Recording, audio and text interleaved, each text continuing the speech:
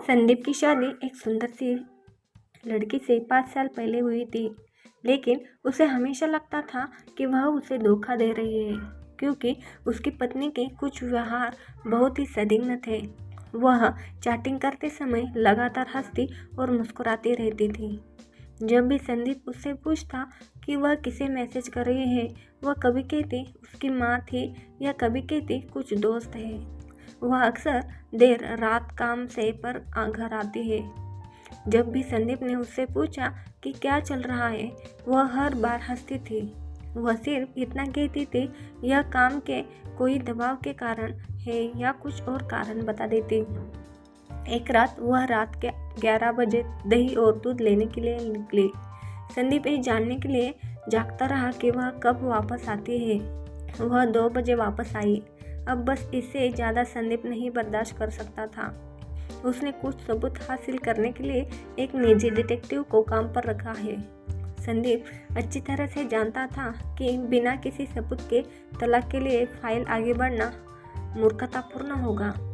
जासूस ने अपना काम बेखूबी से किया और कुछ ही दिनों में उसने संदीप को सबूत दिए कि उसकी पत्नी अपने एक दोस्त के साथ धोखा दे रही है। संदीप उसे तलाक देने के लिए तैयार था, लेकिन उसने सही समय आने का और उस पर हुए अन्याय का बदला लेने का इंतजार किया। उसकी पत्नी का जन्मदिन कुछ ही हफ्तों में था। संदीप ने उससे पूछा कि वह अपने जन्मदिन पर क्या चाहती है। उसने संदीप से कहा कि वह अपने जन्मदिन पर काम करने में व्यस्त होगी। उसने संदीप से अपने दोस्तों के साथ छुट्टी पर जाने के लिए कहा, क्योंकि वह उस सप्ताह के दौरान बहुत व्यस्त होगी। संदीप को पता था कि वह वास्तव में क्या कर रही थी। जैसे ही सप्ताह आया, संदीप एक दोस्त के घर गया और उसने अपनी पत्नी से कहा कि वो अपने दोस्तों के साथ टूर पर गया है। संदीप ने वहाँ से उसकी पत्नी के माँ, बहन, पिता और कुछ दोस्तों को बुलाया।